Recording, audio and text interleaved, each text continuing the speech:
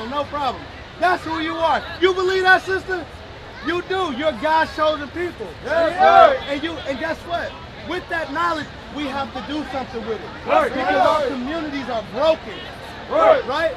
So as a chosen people, right?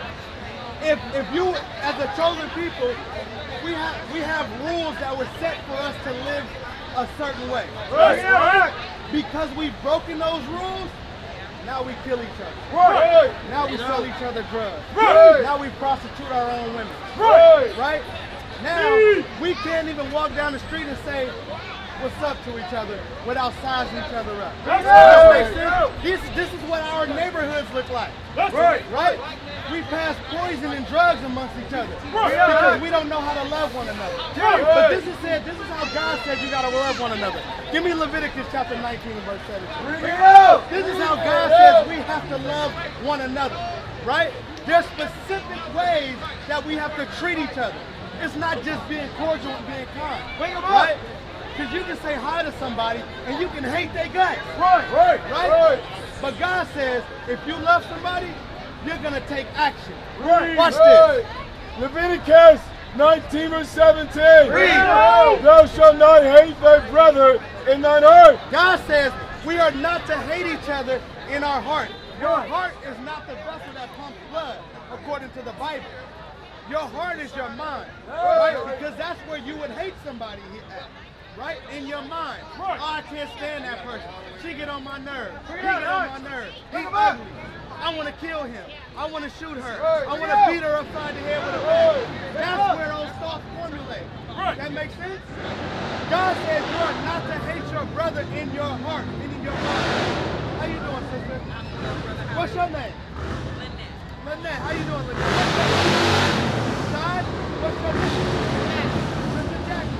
My name is Michael. My brother. What's your name?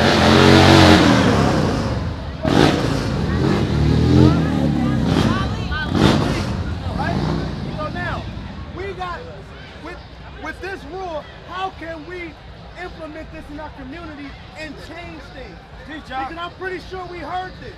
Don't hate your brother in your heart. Right? We've heard this before. But how do we apply it? How do we apply it? I'm going to show you. Give me Romans chapter 13 and verse 8. This is how you apply it. That makes sense? Y'all married? Close? You thinking about it? What you waiting on? You planning on it? You planning it out? All right, hey, is she worth it? Always. All right, brother. You got to make that move, all right? That's gonna build strong community. That's gonna build strong family. That's gonna build strong neighborhood. Right? Give me that. Got you. Read that. Romans 13 verse 8. So this is how we love one another. Watch this. Owe no man anything, but to love one another. So this is what we owe to one another. We owe each other the love that we have between each other. This is how we're going to do it. Read that.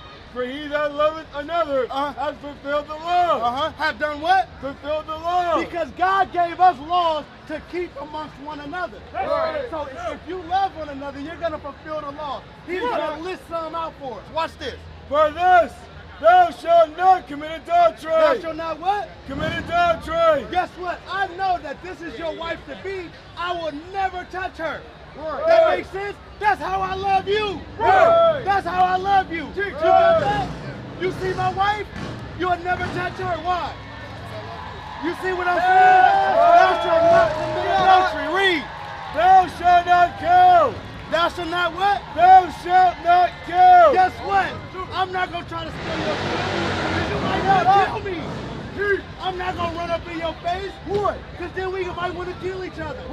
I don't care about the block you from. I don't care about the block I'm from. Because that's what's going to make us do what? Want to kill each other. God says we love each other because guess what? We're not going to kill each other. I'm not going to try to sleep with your wife. You ain't going to try to sleep with my wife. That makes sense? Read that again. Read on. Thou shalt not steal. Thou shalt not steal. I don't want your shoes. I don't want your car. You get what I'm saying? This is how we love one another. God gave us the commandments on how we're supposed to love one another. Because a lot of times they think, hey, if I give you a hug and kiss, that's loving one another. No. Guess what? We have boundaries and rules we have to keep with one another. We have laws we keep amongst one another. Read that. Thou shalt not bear false witness. Thou shalt not what? Bear false witness. I can't lie on you. Read.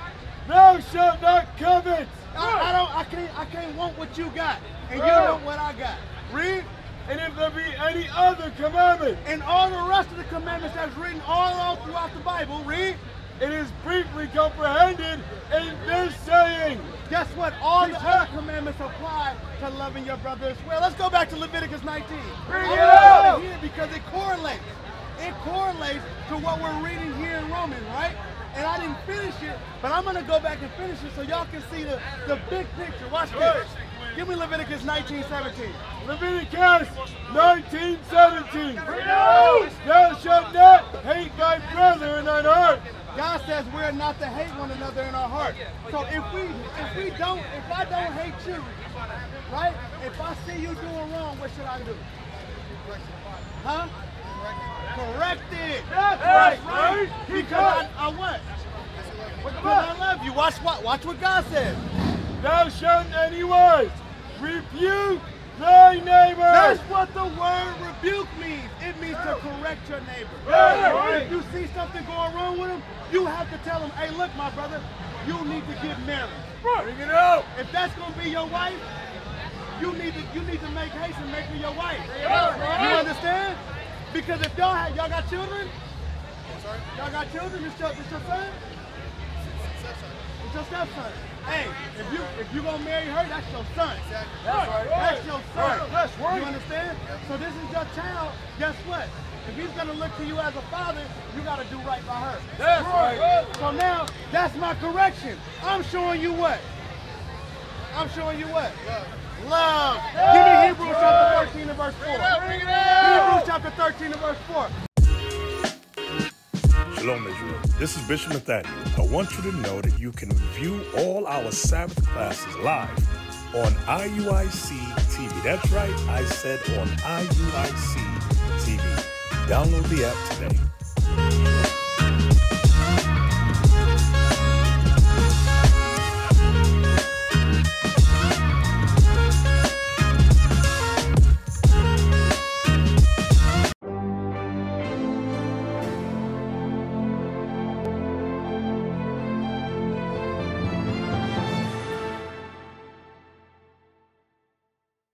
Loving our people today. Why? Because you're the greatest people on the face of the planet. And you deserve it. Watch this. Hebrews 13 verse 4.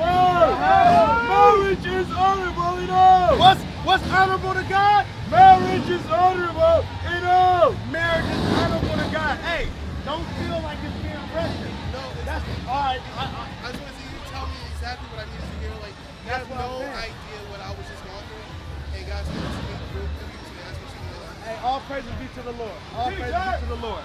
Guess what? The Bible is open, and we're receiving the instructions on what we got to do and how we love each other in life, right? You love her. How you going to love her from now on? Read it again. Marriage is honorable in all. That's how you going to love this woman. You going to marry her. Marriage is honorable to God. Watch this. And the bed undefiled. Well, watch this. And the bed is going to be undefiled, because I'll tell you the truth. Remember, correction is love, right? The truth is, if you're laying down right now, your bed is defiled. I just want to show we all on the same page. There you go. Exactly, right? There you go. But right now, if you're laying down, your bed is defiled, because it says, read it again. Marriage is honorable in all, and the bed undefiled. So when you're married, the bed is undefiled. But watch this. This is the judgment you should fear, and what's going to cause you to get married. That makes sense? Watch this. But whoremongers. Remember, these are not my words. These are the words of God we're reading. Read that. But whoremongers and adulterers, God will judge. You know what that's called today? Girlfriend and boyfriend. That's right. I want to test it out. I'm going to date you for a year, and we're going to have sex. That's not what God never ordained boyfriend and girlfriend. Right. God ordained marriage. Right. If you wanted to prove her, it should be a courtship where there's no sex involved. Right? But because y'all came together already, now what you gotta do? Exodus 26, 22 and 16. Exodus 22 and 16. What I'm giving you is the instructions of God, right? That's right. Guess what? I gotta give you the Bible raw and uncut because we've had it filtered for so long. Right. Filtered through the eyes of white Jesus. And the reason why I say through the eyes of white Jesus is because in our churches, even in the black churches, this picture is there. You know, now does Jesus look like this? Not in the Bible. It's like that. There you go. He looked like you. That's right. He looked like your son, your wife, and your people. Read. Exodus 22 verse 16. So now these are the instructions that God gave us, unadulterated, unfiltered, raw and uncut. Watch this. And if a man entices a man, If a man entices a man, I'm gonna let him know.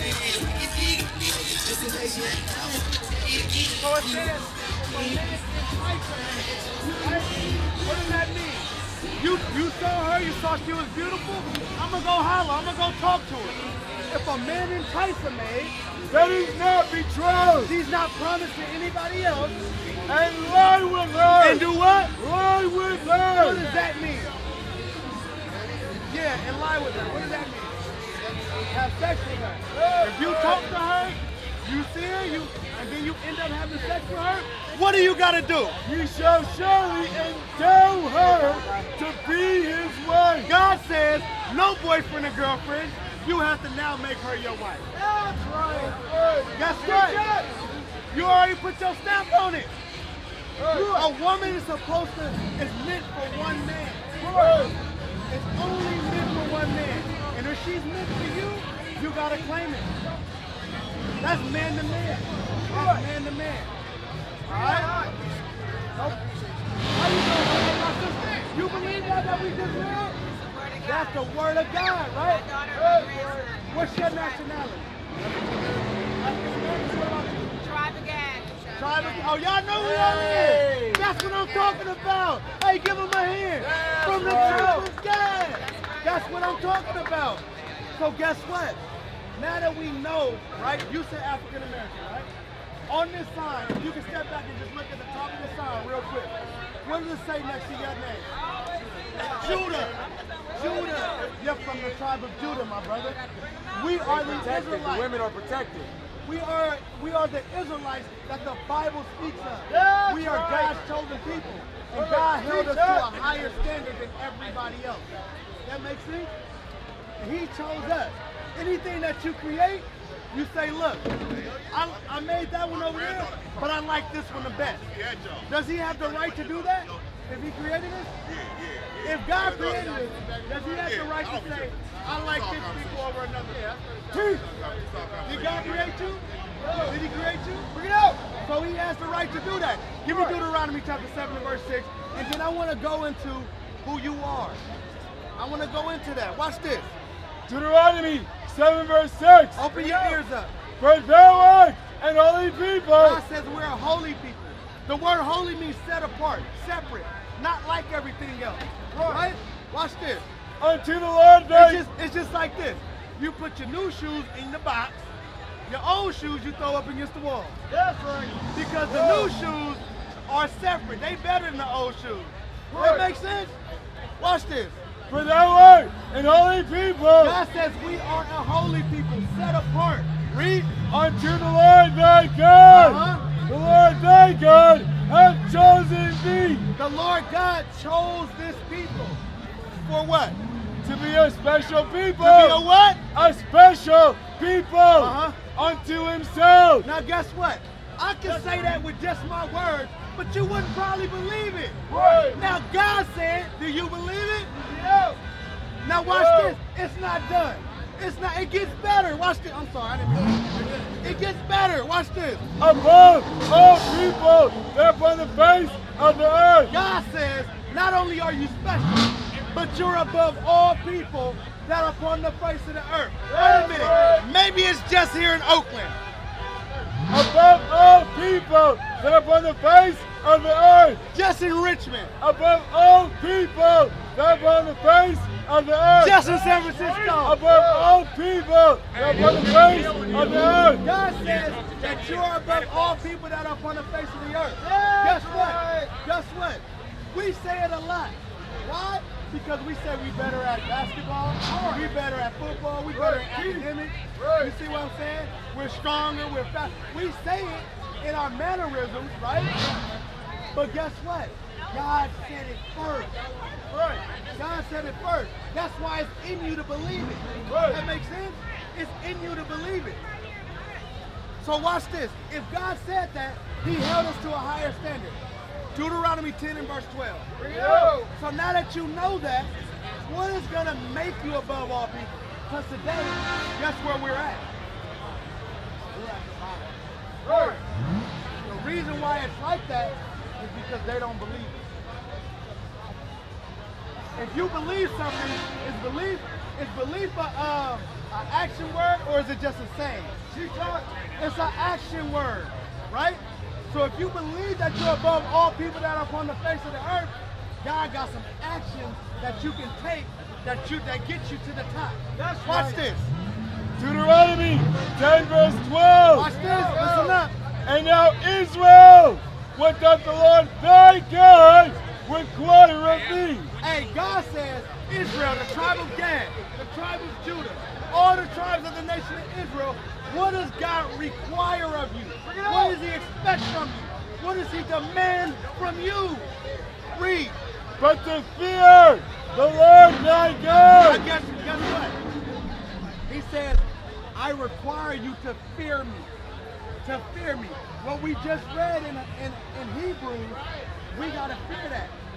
We read in Hebrews that marriage is honorable and all, and the bed undefiled. But whoremongers and adulterers God shall judge. Right? How does God judge boyfriend and girlfriend? Guess what? I'm not saying your girl's gonna do it, but what happens is because we take so long to marry each other, you get tired of each other. Now you go out and you bring a disease in. Now you go out and you have a baby with somebody else. Now you destroy your union. That's right. Guess what? God says that if you're gonna fear me, you gotta fear God. And fearing God meaning you're gonna get married to make your marriage stronger. Your bed's not gonna be defiled. Your marriage is gonna be blessed because you're gonna take this woman as your wife. What is a nation? Nation is family. Nation is community. Nation is men leading by example. Nation is women's support. Nation is children with role models. Nation is unity. Nation is you. It's nation time.